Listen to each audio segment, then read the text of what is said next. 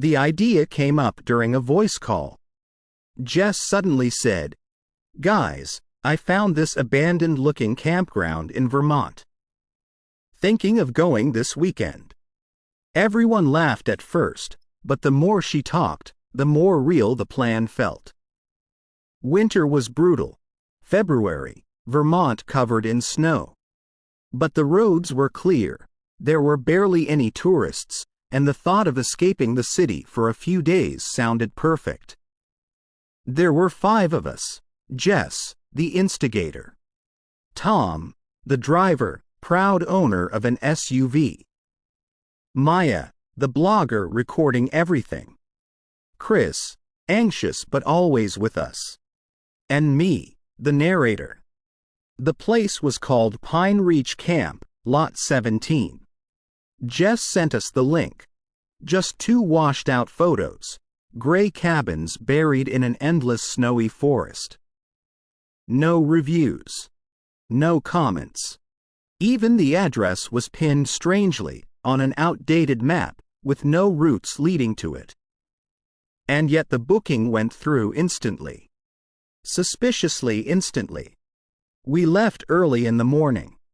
The city vanished in the rearview mirrors, and the farther north we went, the heavier the snowfall became. Tom drove with confidence, though even he hesitated at times, as if the road ahead was not entirely right. GPS kept losing signal. Maya joked, "Perfect. Feels like we're going somewhere we shouldn't." But as we entered deeper forest, the jokes died. The landscape was unnervingly empty. The snow didn't just lie there, it looked like frozen silence. No animal tracks. No cars. No houses. And sometime after noon, we saw it for the first time. A figure stood on the roadside. A person in a long dark coat. Hood hiding the face. Staring directly at us, and when we passed, none of us dared look back. Almost as if we knew, if we did, it would be closer. We tried turning on the radio, only static. GPS went completely dead. Chris shifted nervously. "Tom, are we even going the right way? It's the only road. Where else would we go?" Tom muttered. But the farther we drove, the stronger the pressure felt. As if the forest was growing closer to the road, pressing inward. Snow weighed so heavily on branches that the trees seemed to bend toward us. When all signal vanished, one thought flashed in my mind. We should turn around. While we still can. But minutes later, we saw a sign, Pine Reach Camp, Lot 17 to 2 miles. Old. Rusted. As though someone tried to take it down, then changed their mind. The campground was quieter than expected. Too quiet. The cabins looked old but not broken. Snow lay on the roofs as if no one had stepped here for many winters. We unloaded our bags. Jess unlocked the main cabin. The lock was new, which looked strangely out of place on the weathered wood. Inside smelled of cold and something metallic. Maya started recording immediately. Chris sat on the porch, staring at the forest. "Guys, he's there." "Who?" Jess asked. "That man. From the road. Standing between the pines." We looked, and saw only a shadow. But Chris clearly saw more. When night fell, Tom noticed something near the edge of the campground. Footprints. Fresh ones. Leading right up to our cabins. They were human, but wrong. As if whoever made them stood too long in each spot. The snow under each print was sunk much deeper than normal. We followed them with flashlights. They led toward the far trail. But the worst part, the footprints went only one way. No return path. No one slept that night.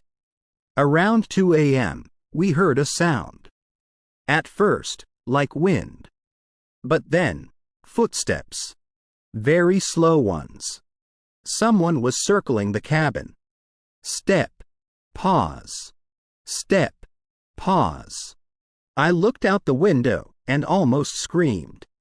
The figure was outside, much closer than during the day. And taller than a human should be. The hood still hid its face, but something long and thin hung from beneath it like strands. At 3:12 a.m., there was a knock. Calm. Measured. As if someone was politely asking to be let in. We sat in the center of the room, clutching flashlights. No one dared move. The knock came again. Stronger this time. Then we heard a voice. Quiet, distorted, like recorded on an old tape. Let me in. I'm freezing. But the voice didn't come from outside. It came from above us. From the attic. If someone's up there, we need to know. None of us agreed, but none of us stopped him either. He pulled the ring. The hatch creaked. And the darkness above seemed to move. Not like an animal. Not like a human. But like space itself shifting into something else. A damp, metallic smell hit us. And then Maya screamed, "He's in the window." We turned. And there he was. Closer than ever before. The lights flickered. And went out. When we turned on our flashlights again, Chris was gone. His backpack lay by the door. His boots were still inside. But Chris was nowhere. We rushed outside despite the freezing air. Darkness everywhere. Snow with no footprints. As if he had never walked out. But far off between the pines, we saw something white. A scrap of fabric. Chris's hoodie. And next to it, the same deep footprints. But now they circled the entire campground, forming a closed loop. We locked the cabin. But it was clear that wouldn't help. Because now we heard breathing. Very faint. But coming from every window at once. Tom whispered, "That's not a person." We watched the dark figure approach through the snow, moving as if it didn't touch the ground. And at some point we understood, it wasn't just watching. It knew us. Maya was crying. Jess held a knife, shaking. And I realized. We should never have come here. Never. We waited until morning, listening to someone slowly circling the cabin. At sunrise, the footsteps stopped. But Chris was still gone. Maya acted strange. She said she heard his voice during the night. They were talking. Yet she couldn't remember a single word. Tom opened the door. Outside, a smooth, untouched layer of snow. Still no footprints. As if the snow erased them instantly. We knew one thing. Something wasn't going to let us go easily. We found an old map inside the cabin, shoved under a drawer. It showed the campground trails. But one trail was marked in shaky red marker. Below it, scratched into the paper, "Don't go here." Someone tried to erase the warning, but didn't finish. Это было словно начало конца. Когда тихое гудение реактора вдруг сменилось глухими ударами судьбы. Чернобыльская ночь вспыхнула яркими вспышками света, словно мир сошел с ума. Радиация танцевала вальс смерти, превращая привычный пейзаж в кошмар. Люди бежали, надеясь на то, что это все лишь сон. Никто не хотел верить в происходящее. We stepped outside again. And saw footprints. But this time, many of them. Circling the cabin over and over. As if something had walked there all night. Among normal prints were long smeared marks, as if left by something that crawled instead of walked. Tom cursed. If Chris is alive, we need to find him. But we knew. These tracks weren't made by a human. We followed the trail circled on the map. The cold felt as if it was freezing our bones. After 30 minutes, we found a tree marked with fresh cuts. 3 vertical scratches. Very deep ones. Jess asked, "Is that Chris marking the path?" But on the snow lay a scrap of dark fabric. It wasn't Chris's clothing. The material was too coarse, too strange. We heard it before we saw it. Breathing. Not human breathing. Too slow, too heavy, too cold. A silhouette rose behind the trees. Not the same one as before. This one was broader, much taller, and its head was tilted, as if it was studying us from below. We ran back toward the campground. Snow hit our faces, our breaths breaking apart. Behind us we heard footsteps. Not fast ones. Heavy ones. As if each step crushed the ground. The cabins appeared ahead. Tom fell. His leg sank into a deep hole that hadn't been there before. As if the snow opened just for him. We pulled him out. And the forest let out a sound. Not a roar. Not a scream. But a deep whisper. When we reached the cabin and slammed the door shut, something hit the wall outside. Hard. But only once. As if testing the strength of the structure. Tom was barely conscious. Maya was shaking uncontrollably. Jess locked every window twice. And I heard someone dragging something sharp along the outside wall. Slowly. Deliberately. As if drawing a line. At 3 a.m., we heard a voice. "Guys? It's me. Let me in." Chris's voice. Perfectly identical. We approached the door. There was a small gap between the planks. An eye looked through it. But Chris's eyes were brown. This eye was pure black. Like a burned hole. "I'm cold. Open." Maya screamed and backed away. Chris is dead. We all realized it at the same moment. What stands outside is not him. It mimics his voice, his posture, his behavior. But inside, nothing. A hollow imitation. We sat in silence. Then we heard Chris leaving. Not walking.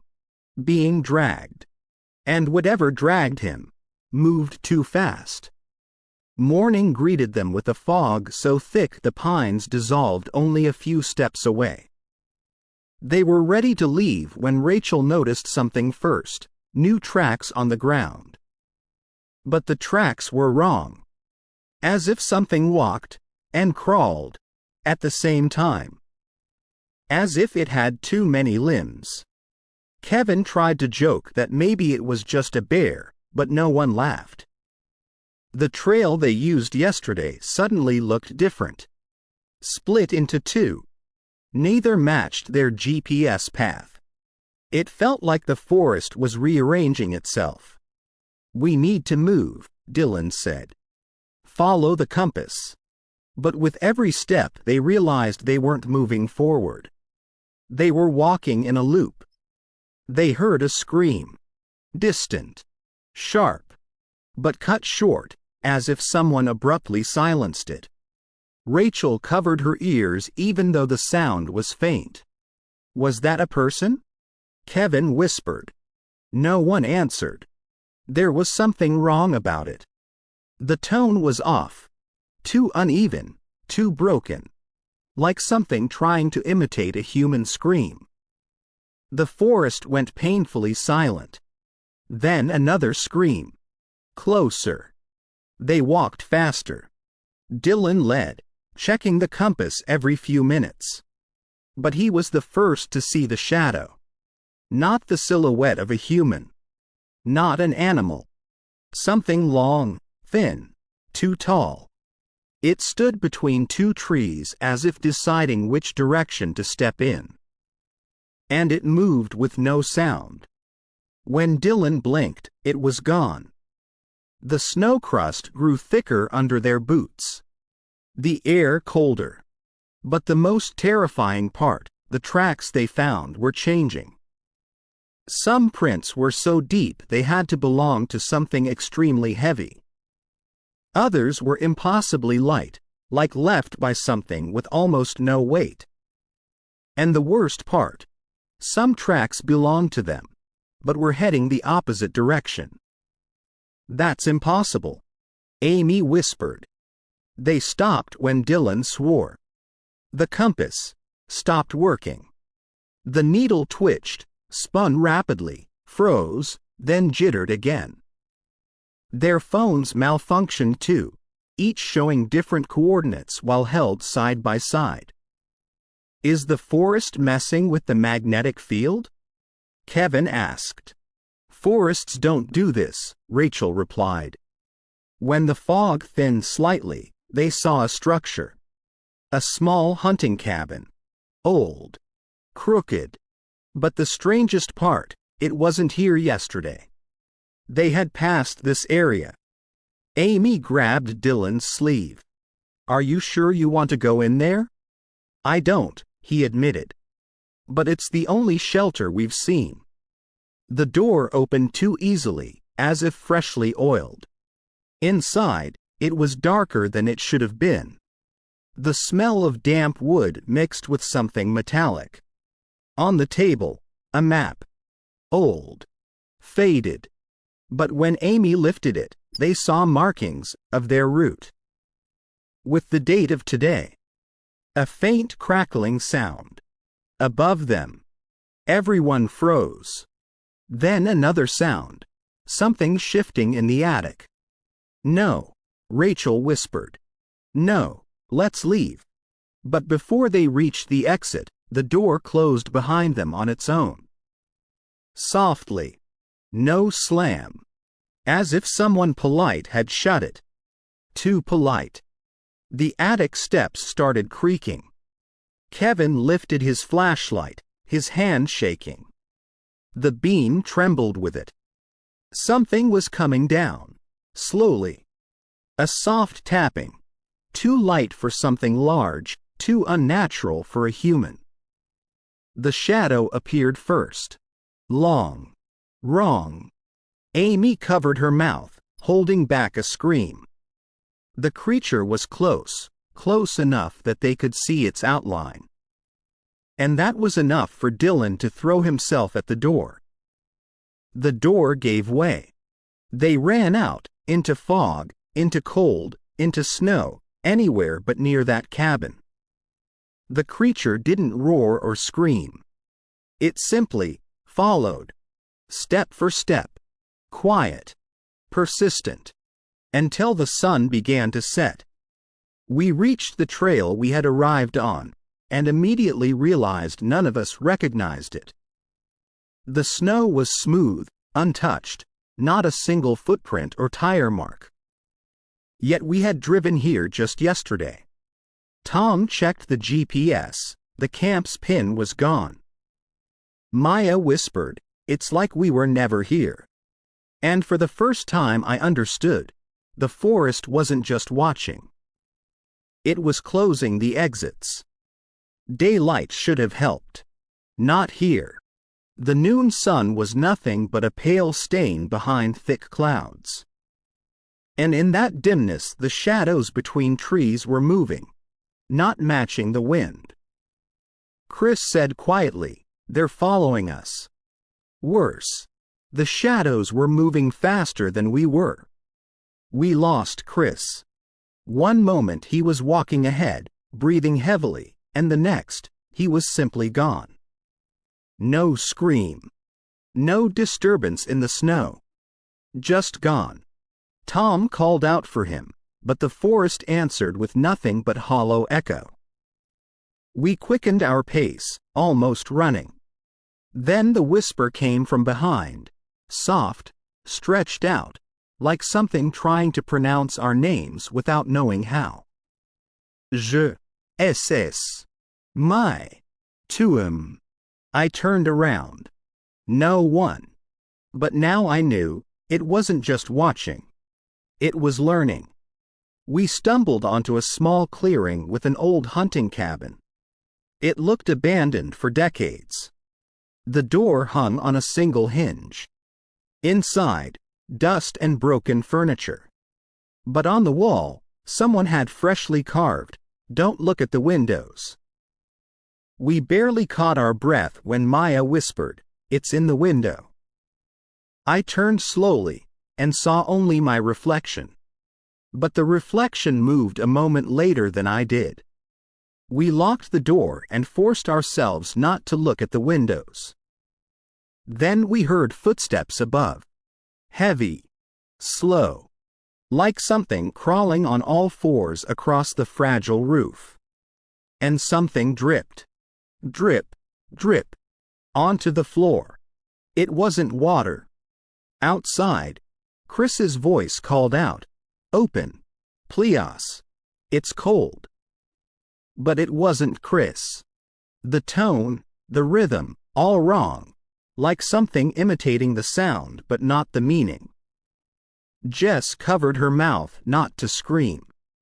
On the inside of the door were fresh scratches. Just formed. A single phrase, "Don't watch while it learns." We realized, it didn't matter what the creature was. What mattered was that each minute it was becoming more like us. On the inside of the door were fresh scratches. Just formed. The sound was quiet but unmistakable, a crack. One of the windows formed a spiderweb fracture. And at the center of it, an eye. Staring directly at us. Is it? Inside the glass? Maya breathed. Yes. It wasn't outside anymore. The window fogged up. But none of us were breathing near it. Yet condensation formed, as if something pressed its face from outside, or from inside. In the fog, a single word appeared, traced by a long inhuman finger. "Let me in." Something screamed outside. Not an animal. Not a human. But something desperately trying to be both at once. The scream sliced through the silence like a blade. Tom whispered, "If it breaks in, we're done." We had no real weapons. Just flashlights, a kitchen knife, and a metal poker. We huddled by the wall. Every sound felt like footsteps approaching. Then, silence. Total. Sometimes silence is far scarier than screams. "Hey, it's me, Chris." The voice was soft, almost pleading. But the most terrifying part was that it was too accurate. A perfect copy. Maya started to cry. It knows who we lost. The cabin shuddered. As if something heavy walked a slow, methodical circle around it. The wooden boards groaned under pressure, and we heard it sniffing the wood, the air, us. Windows, danger. Door, doom. Forest, death. We knew, there was no choice. The cabin was our only shelter. And our weakest point at the same time. Jess whispered, "It's waiting for us to make the first move." The forest inhaled. We heard it, huge, deep, as if giant lungs pulled in all the air at once. Snow fell from branches simultaneously, like on command. And then we realized, the creature wasn't alone. It was part of the forest. And the forest breathed with it. The forest inhaled. We heard it, huge, deep, as if giant lungs pulled in all the air at once. Snow fell from branches simultaneously, like on command. And then we realized the creature wasn't alone. It was part of the forest. And the forest breathed with it.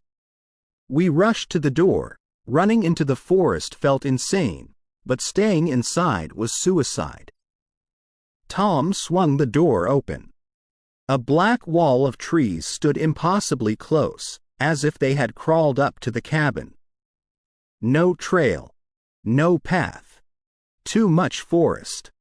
More than there should be. We stepped outside. And the trees opened. Not like wind or snow moves them. They opened with intention, making space for us to enter deeper. Maya said the last thing I remember. We're not choosing the path. It's choosing us. And we walked in. Because the creature behind us was already reaching out from the window. The forest closed. And no one ever saw us again.